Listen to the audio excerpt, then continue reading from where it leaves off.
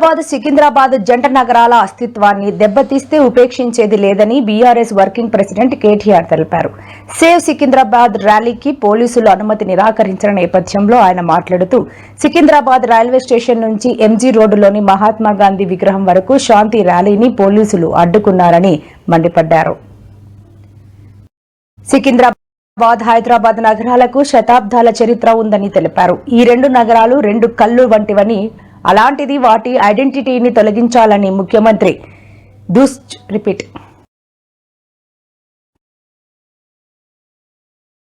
చూస్తున్నారని ఆరోపించారు. Future city ఇంకొక మాట కూడా ముఖ్యమంత్రి కేసీఆర్ గారి నాయకత్వంలో అధికార వికేంద్రీకరణ జరగాలి అని చెప్పి, ప్రజల దగ్గరికి పాలన పోవాలి. ప్రజాపాలన అంటే నిజమైన నిర్వచనం ప్రజల దగ్గరికి ఎంత సన్నిహితంగా పాలన ఉంటే అంత మంచిదని చెప్పి 10 జిల్లాల తెలంగాణని 33 జిల్లాలు చేసుకున్నాం. కొత్త రెవెన్యూ డివిజన్లు ఏర్పాటు చేసుకున్నాం.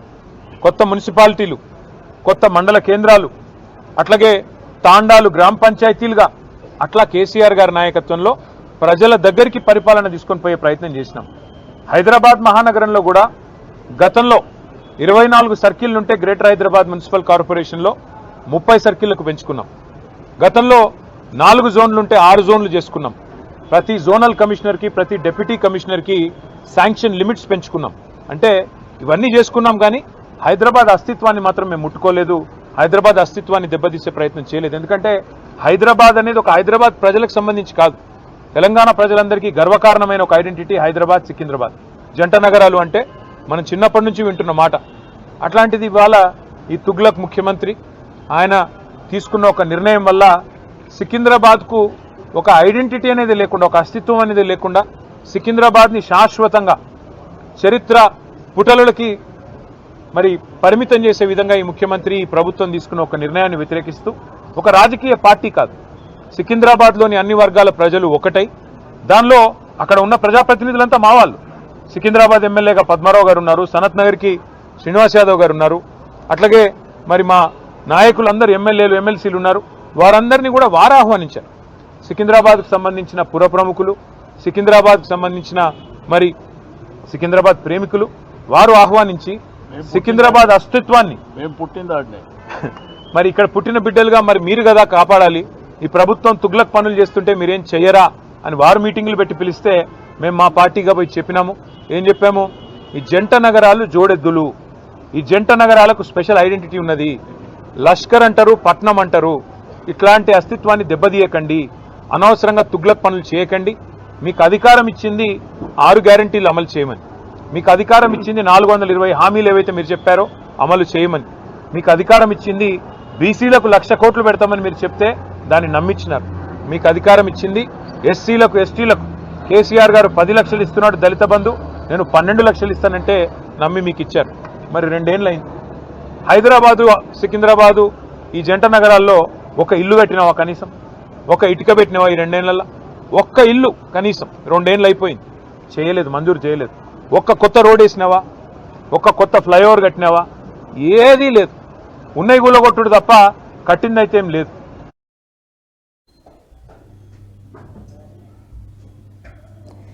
ప్రతిష్టాత్మక త్రిబుల్ ఐటీ భవన నిర్మాణానికి సీఎం రేవంత్ రెడ్డి శనివారం శంకుస్థాపన చేశారు. మహబూబ్ నగర్ జిల్లా పర్యటనలో భాగంగా మొదటగా ఆయన జడ్చర్ల మండల పరిధిలోని చిట్టేబోయినపల్లి గ్రామ శివారులో ఎంపిక చేసిన స్థలంలో దాదాపుగా 600 కోట్లతో నిర్మిస్తున్న భవనానికి భూమి పూజ చేసి సీఎం రేవంత్ రెడ్డి శంకుస్థాపన చేశారు. ఉమ్మడి పాలమూరు జిల్లా విద్యార్థుల ప్రయోజనాలను దృష్టిలో ఉంచుకుని రూపొందిస్తున్న భవనం తెలంగాణ రాష్ట్రంలో భాషల తర్వాత రెండవది అవుతుంది. దీనితో ఉమ్మడి పాలమూరు జిల్లా విద్యాపరంగా మెరుగుపడనుందన్నారు. ఫామ్ హౌజులు ఉంటే ఆయనను శత్రువు అని నేనెందుకు అనుకుంటా? ఆయన లేచి చక్కగా నిలబడ్డప్పుడు కదా నేను మాట్లాడేది. అందుకే నాకెవరు శత్రువులు లేరు. ఆయన నడమేరికి ఫామ్ హౌజులు ఉంటే ఆయనను శత్రువు అని నేనెందుకు అనుకుంటా? ఆయన లేచి చక్కగా నిలబడ్డప్పుడు కదా నేను మాట్లాడేది. అందుకే నాకెవరు శత్రువులు లేరు. ఇవాళ మీకు ఉచిత బస్సు ప్రయాణం ఇయ్యలేదా? ఎవరన్నా ఒక్క రూపాయి అడిగినరా? ఎవడన్నా అడిగితే నా ఫోటో జేబులో పెట్టుకొని తీసిపేరిగో ఈయన దగ్గర పోయి తెచ్చుకోపోయి కిరాయి పైసలు. ఎవరన్నా ఆడబిడ్డల్ని బస్సు కిరాయి పైసలు అడుగుతా వాళ్ళు ఉద్యోగం ఆనే ఊడగొడతా. ఇవాళ మీకు ఉచిత బస్సు ప్రయాణం ఇయ్యలేదా? ఎవరన్నా ఒక్క రూపాయి అడిగినరా? ఎవడన్నా అడిగితే నా ఫోటో జేబులో పెట్టుకొని తీసి చూపిరిగో ఈయన దగ్గర పోయి తెచ్చుకోపోయి కిరాయి పైసలు. ఎవరన్నా ఆడబిడ్డల్ని బస్సు కిరాయి పైసలు అడిగితే వాళ్ళు ఉద్యోగం ఆన్నే ఊడగొడతా. ఇవాళ పొంకనాలు కొడుతున్న మంత్రులు ఆనాడు మంత్రులుగా పనిచేసారు. ఏ ఒక్క రోజైనా కేసీఆర్ దగ్గరికి వెళ్ళి ఈ ప్రాజెక్టులు పూర్తి చేయి, మా పాలమూరుకు నిధులు ఇవ్వండి అని ఏ ఒక్క రోజైనా అడిగినరా? ఆయన నడమేరికి ఫామ్ హౌజులు ఉంటే ఆయనను శత్రువు అని నేనెందుకు అనుకుంటా? ఆయన లేచి చక్కగా నిలబడ్డప్పుడు కదా నేను మాట్లాడేది. అందుకే నాకెవరు శత్రువులు లేరు. సికింద్రాబాద్ మున్సిపల్ కార్పొరేషన్ సాధన కోసం బీఆర్ఎస్ ర్యాలీకి పిలుపునిచ్చిన విషయం తెలిసిందే. అయితే ర్యాలీకి పర్మిషన్ లేదంటూ పలువురు నిరసనకారులను పోలీసులు అడ్డుకొని అరెస్ట్ చేశారు. ఈ క్రమంలోనే తలసాని శ్రీనివాస్ యాదవ్ స్పందించారు. సికింద్రాబాద్ అస్తిత్వం కోసం ర్యాలీ చేయడానికి మాకు హక్కు లేదా అని ప్రశ్నించారు. ర్యాలీ చేస్తామని 5 రోజుల క్రింద మేము అనుమతి కోరితే రాత్రి 10:40 పోలీసులు రిజెక్ట్ చేశారని తెలిపారు. పోలీసులు అనుమతి ఇవ్వకపోతే కోర్టు ద్వారా అనుమతి తెచ్చుకొని ర్యాలీ నిర్వహిస్తామని స్పష్టం చేశారు. మీరు రాత్రి 10:40 మీరు రిజెక్షన్ అని చెప్పి మేము అప్లై చేసింది 5 రోజుల కింద. ఒకవేళ మీరు నిన్ననో మొన్ననో రిజెక్షన్ చేస్తే మేము కోర్టు ద్వారా పర్మిషన్ తీసుకుంటుంటే, ఈరోజు ముఖ్యమంత్రి గారు ఎక్కడన్నా పోతేనేమో అందరిని అరెస్ట్ చేస్తారు ప్రతిపక్ష పార్టీలని. వాళ్ళేమో ఇష్టానుసారం ర్యాలీలు చేసుకోవచ్చు. సెక్రటరేట్ రిస్ట్రిక్టెడ్ ఏరియా, సెక్రటరేట్ ముంగట కూడా ముఖ్యమంత్రి గారు పాదయాత్రలు చేసుకోవచ్చు. కానీ ప్రజాస్వామ్యం లోపల మాకు హక్కు లేనట్టు, మా అస్తిత్వం, మా సికింద్రాబాద్ ప్రజలు 220 సంవత్సరాల చరిత్ర ఉన్నటువంటి మా ప్రాంతాన్ని, మా ప్రాంతం పేరు లేకుండా మా అస్తిత్వం మీద దెబ్బ కొట్టినప్పుడు ప్రజాస్వామ్యబద్ధంగా మేము నిరసన చెప్పేటువంటి కార్యక్రమాన్ని ఈరోజు ఏర్పాటు చేసుకున్నాం. కోర్టుకు పోతాం, న్యాయపరంగా పర్మిషన్ తీసుకొని మళ్ళీ ర్యాలీ కంటిన్యూ చేస్తామని చెప్పి నేను ఈ సందర్భంగా తెలియజేస్తా ఉన్నాను. సికింద్రాబాద్ మున్సిపల్ కార్పొరేషన్ సాధన కోసం మా పార్టీ సీనియర్ నాయకులు తలసాని శ్రీనివాస్ యాదవ్ ఆధ్వర్యంలో జరుగుతున్న శాంతియుత ర్యాలీని అడ్డుకోవడం, కార్యకర్తలను అరెస్ట్ చేయడం హేమమైన చర్య అని, ఈ అరెస్టులను తీవ్రంగా ఖండిస్తున్నామని మాజీ మంత్రి హరీష్ రావు తెలిపారు. కాంగ్రెస్ అధికారంలోకి వస్తే ప్రజాస్వామ్యమే మా 7వ గ్యారంటీ అని చెప్పిన రేవంత్ రెడ్డి నేడు ప్రశ్నించే గొంతుకులను పోలీసులతో అణిచివేస్తూ నిరంకుశత్వమే మా పాలసీ అని నిరూపిస్తున్నారని దుయ్యబట్టారు.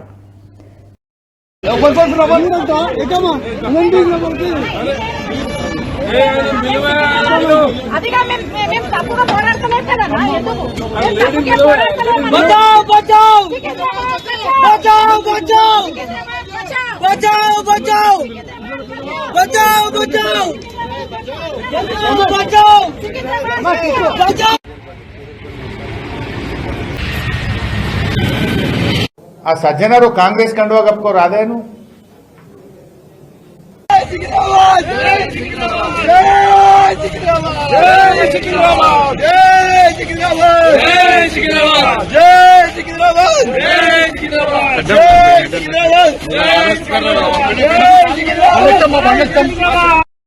ప్రజాస్వామ్యాన్ని కాపాడుతామని చెప్పి అధికారంలోకి వచ్చాక రాష్ట్రాన్ని పోలీసు రాజ్యాంగంగా మార్చడం సిగ్గుచేటని విమర్శించారు.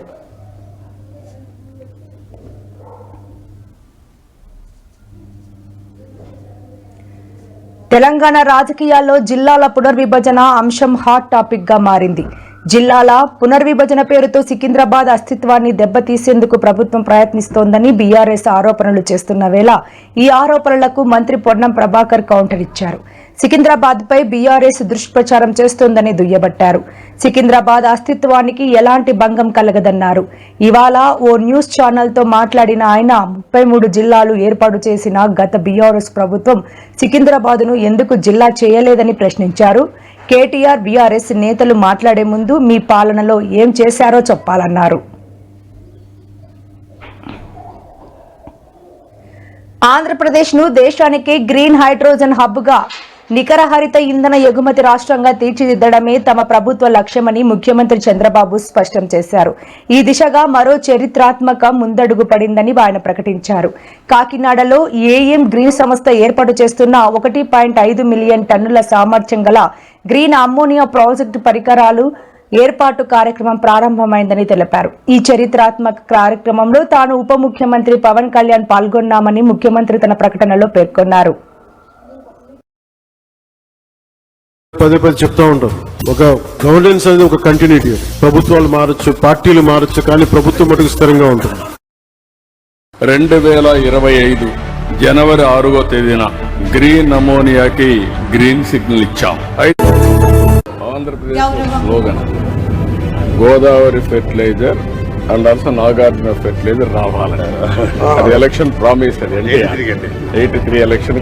ఈ జిల్లాలో పక్కనే మీరు చూస్తే జగ్గన్న తోటలో ప్రబల తీర్థ ఉత్సవాలు మన ట్రెడిషన్ ని ప్రతిబింబించే విధంగా, మన సాంప్రదాయాలన్నీ కూడా గుర్తు చేసుకునే విధంగా బ్రహ్మాండంగా ఈ ఉత్సవాలు జరిగాయి. ఒక పక్క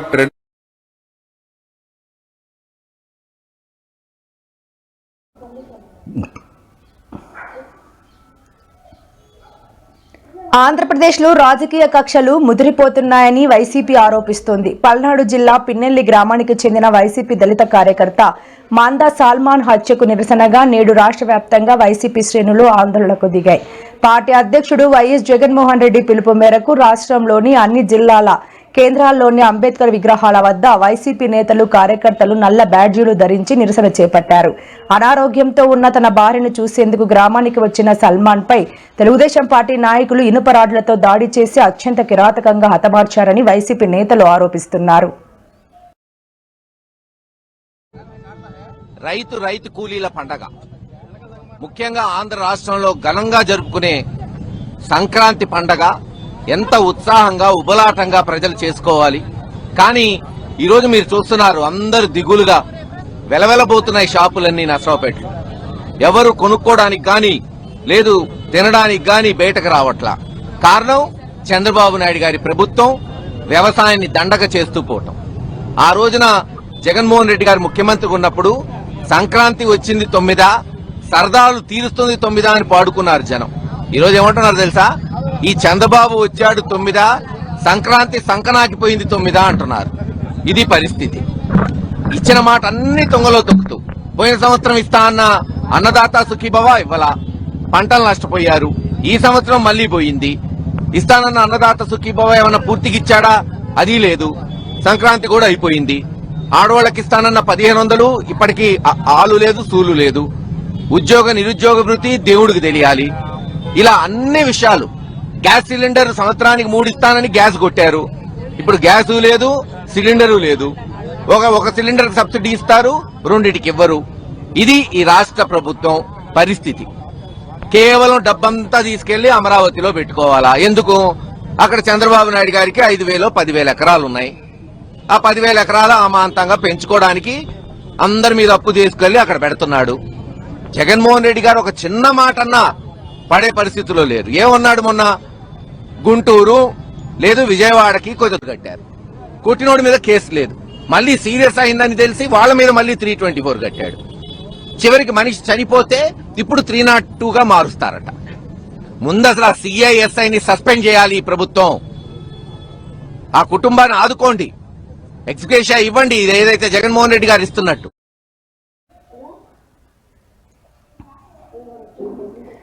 తాడిపత్రి టీడీపీ నేత జేసీ ప్రభాకర్ రెడ్డిపై మాజీ ఎమ్మెల్యే కేతిరెడ్డి పెద్దారెడ్డి ధ్వజమెత్తారు. తాడిపత్రి నియోజకవర్గంలో తన 5 ఏళ్ల పాలనలపై, అదే జేసీ 30 ఏళ్ల పాలనపై చర్చకు సిద్ధంగా ఉన్నానన్నారు. జేసీ ప్రభాకర్ రెడ్డి సవాల్ను తాను స్వీకరిస్తున్నట్లు స్పష్టం చేశారు. జేసీ డేట్ ఫిక్స్ చేయండి, కలెక్టర్, ఎస్పీలకు సమాచారం ఇవ్వండి. రాయలసీమ జిల్లాల్లో ఎక్కడైనా చర్చకు సిద్ధం. మీరు అనుమతులు ఇప్పించండి, నా కుటుంబం మాత్రమే వచ్చి నిజాలు చెబుతాం. పోలీసులను అడ్డుపెట్టుకుని రాజకీయాలు చేయడం మగతనమా? జేసీ ప్రభాకర్ రెడ్డి రాయలసీమ లిఫ్ట్ ఇరిగేషన్ ప్రాజెక్టుపై మాజీ ఎమ్మెల్యే కేతిరెడ్డి వెంకట్రామరెడ్డి వ్యాఖ్యలపై జేసీ విమర్శలు చేయడం హాస్యాస్పదం. ఏదో మేము అధికారంలో ఉన్నాము, మేము ఏం చేసినా చెల్లుతుంది అంటే ఎవడు చూస్తూ ఊరుకోరు. ఎప్పుడో ఒకసారి తిరుగుబాటు అనేది వస్తుంది. మీ నాయకులు చూస్తే మీడియాలలో అనుక్షణము బెల్ట్ షాపులు తాట తీస్తామంటారు, బంగాకి అమ్మే వాళ్ళ మీద చర్యలు తీసుకుంటా ఉంటారు, అధికారుల మీద చర్యలు తీసుకుంటా ఉంటారు. ఎక్కడ తీసుకుంటారు? ఏ గ్రామంలో చూసినా బెల్ట్ షాపులు ఉన్నాయి, ఎక్కడ చూసినా బెల్ట్ షాపులు నడుపుతారు. నేను ఒకటే చెప్తాండా, లా అండ్ ఆర్డర్ కాపాడే బాధ్యత పోలీస్ అధికారులకు ఉంది. నిత్యము ఈ 10 రోజుల నుండి తాడిపత్రి మున్సిపల్ చైర్మన్ అక్కడ జమలమడుగు ఎమ్మెల్యే మీద, ఇక్కడ అనంత వెంకటరాముడు గారి మీద, ఎవరు మీద పడితే వాళ్ళ మీద దౌర్జన్యాలు చేసే కానీ, మాట్లాడే సభ్యత లేకుండా మాట్లాడడం కానీ ఇవి జరుగుతున్నాయి. కనీసం ఆలోచన చేయండి. నువ్వేందో మున్సిపాలిటీ అభివృద్ధి కోసం అన్ని వ్యాపారస్తులను అందరినీ కూడా పిలిచి నువ్వు చందాలు అడుగుతాండవు. నువ్వు అభివృద్ధి చేసేదానికి అన్ని వ్యవస్థలను చందాలు అడిగి తీసుకుంటాండవు. మాకైతే సంతోషమే. ఏంటంటే నువ్వు తాడిపత్రిని అభివృద్ధి చేస్తావు అనే నమ్మకంతో అక్కడ ఉన్నటువంటి వ్యాపారస్తులు కూడా నీకు. అనంతపురం ఎమ్మెల్యే దగ్గుపాటి ప్రసాద్ మరో వివాదంలో చిక్కుకున్నారు. ఆప్థమాలజిస్ట్ డాక్టర్ సమయ భర్తను దగ్గుపాటి ప్రసాద్ బెదిరిస్తున్నట్లు ఆడియో సోషల్ మీడియాలో వైరల్ అవుతోంది. ఆడియోలో డాక్టర్ భర్తను ఎమ్మెల్యే బూతులు తిడుతూ బెదిరింపులకు పాల్పడ్డారు. డాక్టర్ను ఉద్దేశించి సైతం అసభ్యంగా దూషించారు. ఎమ్మెల్యే తన ఆస్తి కాజేసే కుట్ర చేశాడని డాక్టర్ సుమయ ఆరోపిస్తున్నారు. ఎమ్మెల్యేతో వివాదంపై సమయ ఆగస్టు 2025లోనే వీడియో విడుదల చేశారు. తమ ఆసుపత్రికి కొందరు వచ్చి దౌర్జన్యం చేశారని అన్నారు. ఏం తప్పు చేశారని తమను పగబట్టారని ఆవేదన వ్యక్తం చేశారు. డీఎస్పీకి ఫిర్యాదు చేశామని, ఫిర్యాదు తర్వాత తమకు బెదిరింపు కాల్స్ వస్తున్నాయని ఆరోపించారు.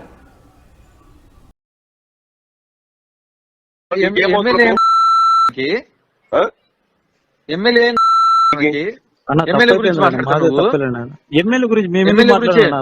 బామర్ది గురించి మాట్లాడతావు నువ్వు. ఎమ్మెల్యే గురించి కానీ ఎమ్మెల్యే బామర్ది గురించి మేమెందుకు ఎమ్మెల్యే ఏం చేశారా నీకు? ఎమ్మెల్యే చూసావు నువ్వు? ఇవన్నీ చెప్తా కొడతా. ఎమ్మెల్యే గురించి మాట్లాడతావు నువ్వు మాట్లాడతావు.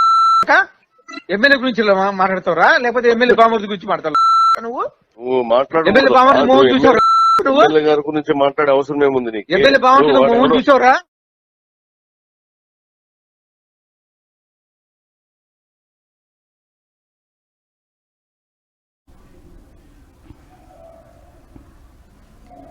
తమిళనాడు అసెంబ్లీ ఎన్నికల సమరానికి అన్నాడీఎంకే ఇప్పటికే సన్నాహాలు ప్రారంభించింది.